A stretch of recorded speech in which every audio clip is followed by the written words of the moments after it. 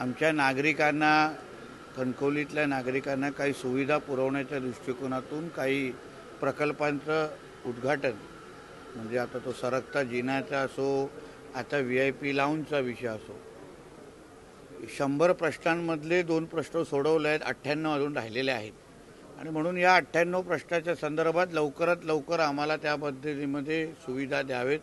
केंद्र आणि राज्य सरकार हे एकच विचाराचं आहे.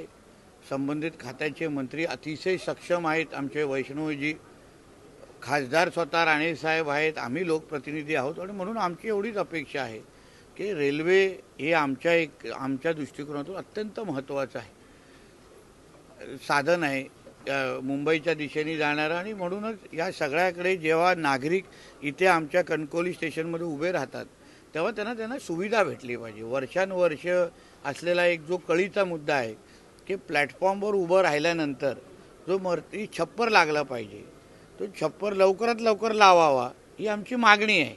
त्या बाबतीमध्ये लोकप्रतिनिधी म्हणून मीही आग्रही आहे. आता पावसाळ्यात येण्यानंतर एवढं चांगलं, खरं म्हटलं तर ह्याचं सगळं श्रेय आपण आदरणीय रवी चव्हाण साहेबांना दिलं पाहिजे.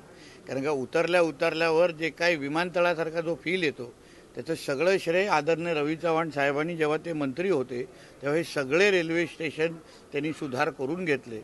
पण उर्वरित काम आता थोडं सेंट्रल रेल्वेने थोडं मनावर घ्यावं अशी माझी साधारण अपेक्षा आहे. कारण का आता नाहीतर नागरिकांना वाटेल की नुसतं जो काही सरकता जिना नीट केला जातो आहे, AC लाऊंज ती नीट केली जाते, बाकी सगळ्या प्रश्नांकडे रेल्वे लक्ष देईल अशी माझी अपेक्षा आहे.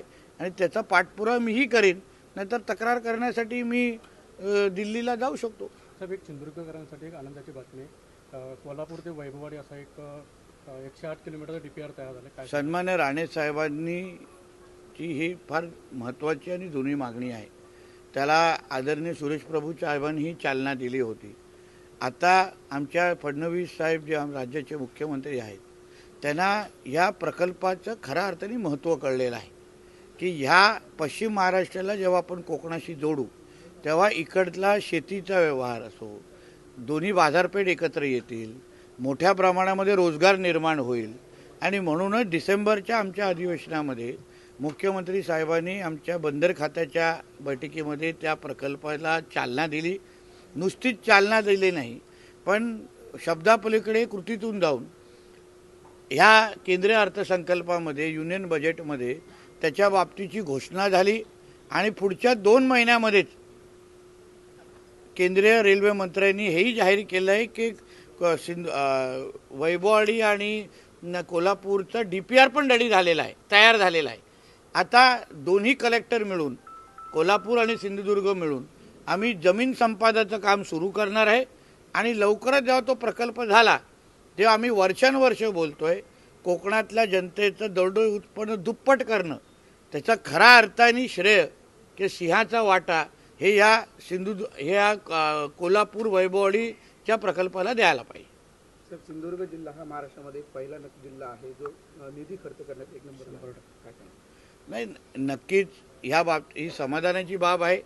ज्या बाबतीमध्ये मी जिल्ह्याचा पालकमंत्री झाल्यानंतर वारंवार उल्लेख करतो आहे की जिल्ह्यामध्ये जो काही निधी उपलब्ध होतो तो जनतेचा पैसा आहे, तो योग्य वेळी खर्च झाला पाहिजे.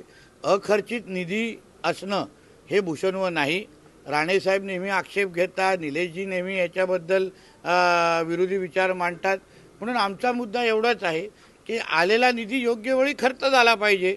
आता 31 मार्चच्या 3-4 दिवस अगोदर संपलेला आहे. ती समाधानाची बाब असतील तरी पण मी काही पूर्ण समाधानी नाही.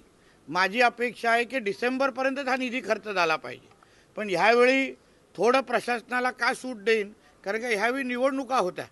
डिसेंबर ते एप्रिलपर्यंत, मार्चपर्यंत निवडणुकाच होत्या, म्हणजे नोव्हेंबर टू मार्चपर्यंत निवडणुका होता, आचारसंहिता होती. म्हणून आम्ही काही योग्य वेळी खर्च करू शकलो नाही.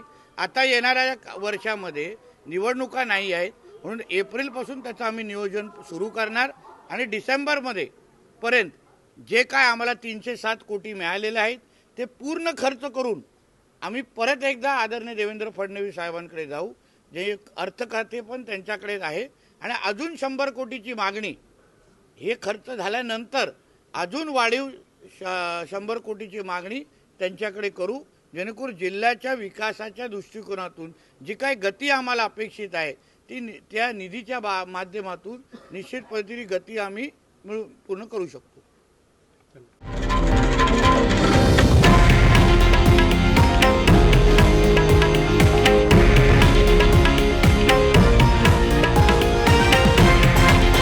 हे आहे देशातील नंबर 1 न्यूज नेटवर्क आणि आपण पाहत आहात TV9 मराठी, एकमेव.